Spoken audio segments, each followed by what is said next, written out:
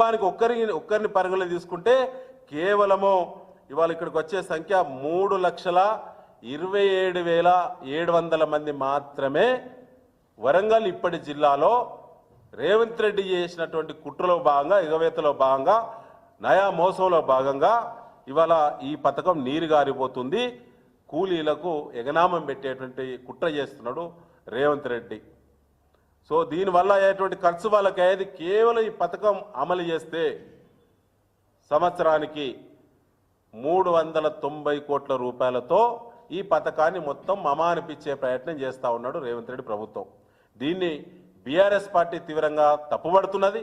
దీని పట్ల రేపు ఎల్లుండో అధికారిక లెక్కలు వచ్చిన వెంటనే తప్పకుండా మా బీఆర్ఎస్ వర్కింగ్ ప్రెసిడెంట్ గారి అనుమతితోటి మా కార్మిక విభాగం ఆధ్వర్యంలో పెద్ద ఎత్తున జిల్లాల్లో, మండలాల్లో, గ్రామాల్లో నిరసన కార్యక్రమాలు కూడా చేపట్టడానికి బీఆర్ఎస్ పార్టీ సిద్ధంగా ఉన్నది.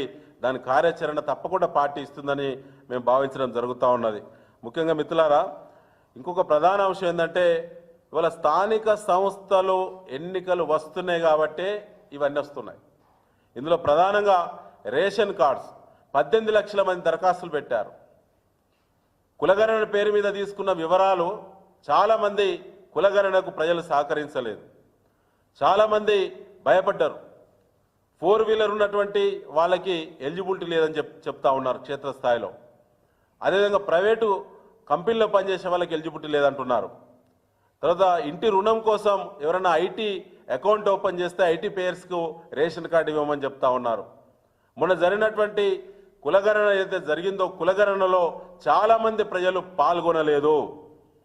చాలామంది భయభ్రాంతులకు గురైన రేవంత్ రెడ్డి ప్రభుత్వ విధానాల వల్ల ఆ వివరాలు, అందులో ఉన్నటువంటి వివరాలు చాలా మంది కూడా ఇవ్వలేదు. ఇచ్చినటువంటి వాళ్లకు చాలా మందిని అనర్హులుగా చేసే కుట్ర చేస్తూ ఉన్నారు కాంగ్రెస్ పార్టీ.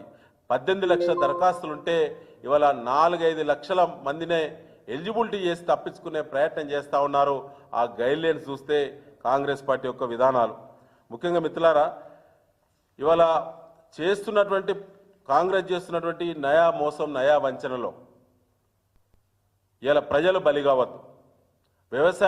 రైతు కూలీలు బలి కావద్దు. రైతులను మోసం చేసిండు, ఇప్పుడు రైతు కూలీలను మోసం చేసే నయా కుట్రకు రేవంత్ రెడ్డి ప్రభుత్వం తెరలేపింది. ఇప్పుడు గ్రామాల వివరాలను కూడా తీస్తున్నాం. వారు మేనిఫెస్టోలో పెట్టిళ్ళు, ప్రముఖ ప్రధాన పత్రికలలో అప్పుడు కోట్ల రూపాయలు వెచ్చించి ఇవన్నీ అమలు చేస్తాం 100 రోజులు అని చెప్పి మాటిచ్చిళ్ళు. ఇలా 400 రోజులు అయిన తర్వాత ఈ మాటిచ్చి మోసం చేసినటువంటి పథకాలను ప్రారంభిస్తున్న పేరు మీద జనవరి 26 రాజ్యాంగం అమల్లోకి వచ్చినటువంటి పవిత్రమైనటువంటి దినాన్ని ఎంచుకొని ఆ యొక్క పవిత్రతను దెబ్బతీసే విధంగా కుట్ర చేస్తూ ఉన్నారు. మామూలు సమయంలో ప్రజలు నమ్మరు కాబట్టి జనవరి 26వ తేదీన ప్రారంభిస్తే ప్రజలు నమ్ముతారు. ఆ తర్వాత కొద్ది రోజులకే స్థానిక సంస్థలకు పోవడం వల్ల మంచి ఫలితాలు వస్తాయనేటువంటి దాని మీదనే కాంగ్రెస్ పార్టీ కుట్ర చేస్తూ ఉన్నది. ఈ అన్ని కూడా గ్రామాల్లో ప్రజలు, రైతు కూలీలందరూ కూడా ఆలోచించాలని చెప్పి మరొకసారి మీ అందరూ కూడా విజ్ఞప్తి చేయడం జరుగుతూ ఉన్నది. ముఖ్యంగా మిత్రులారా, ఇవాళ ఇక్కడ ఏ పథకం కూడా సంపూర్ణంగా పూర్తి చేయనటువంటి రేవంత్ రెడ్డి గారు మహారాష్ట్రకు వెళ్ళి బోగస్ ప్రచారం చేస్తే ప్రజలు బుద్ధి చెప్పారు.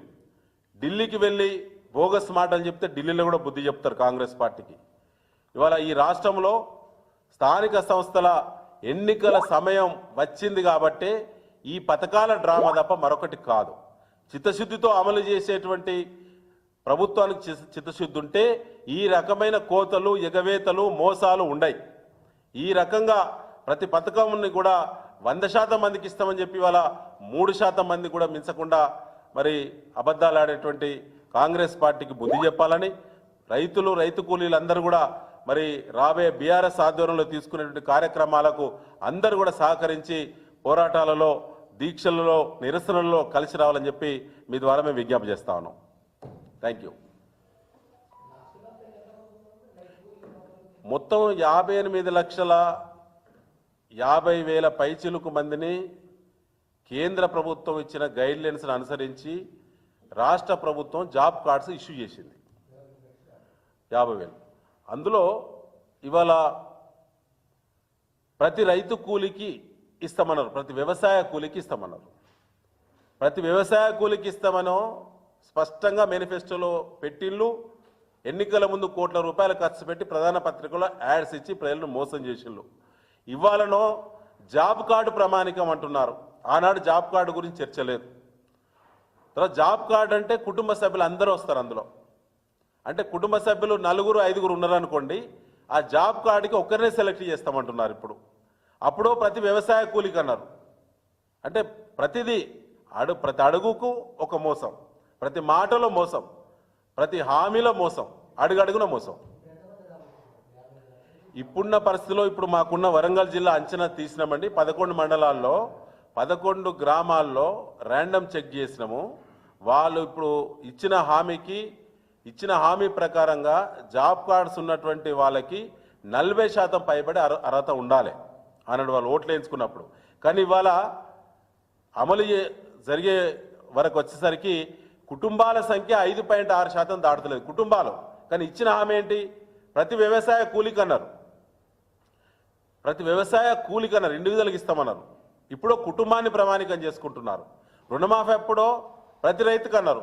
తర్వాత రేషన్ కార్డు ప్రామాణికంగా కుటుంబంలో ఒక్కరికే ఇంప్లిమెంట్ చేస్తామని చెప్పారు. ఇప్పుడు ప్రతి వ్యవసాయ కూలికి అన్నారు. కానీ ఇంప్లిమెంట్ జరిగే వరకు ఇవాళ అది దాని మార్గదర్శకాలు వచ్చేసరికి ఏం చెప్తున్నారు? జాబ్ కార్డును ప్రామాణికం చేస్తామంటున్నారు. పోయిన సంవత్సరం 20 పని దినాలు అన్నారు. ఇలా రేవంత్ రెడ్డి నీకు సిగ్గుంటే పోయిన ఎన్నికలు అప్పుడు ఎందుకు చెప్పలేదు? 2023, 24 100 రోజుల పని దినాలు జరుగుతా ముందే అప్పుడు హామీలను చెప్పాలి కదా. 20 పని దినాలు పూర్తి చేస్తేనే ఇస్తామని, కుటుంబానికి మాత్రమే ఇస్తాం, ప్రతి కూలికి ఇవ్వమని చెప్పి అప్పుడు ఎందుకు రాయలేదు మీ మేనిఫెస్టోలో? అందుకే ఈ పచ్చి మోసాలు అన్నీ కూడా పరిపక్వ దశకు వచ్చినాయి. ప్రజల్లో తిరుగుబాటు వచ్చేటువంటి పరిస్థితి కూడా దగ్గరకు వచ్చింది. రాబోయేటువంటి స్థానిక సంస్థల ఎన్నికలు పెట్టరు, వాళ్ళ ధైర్యం లేదు.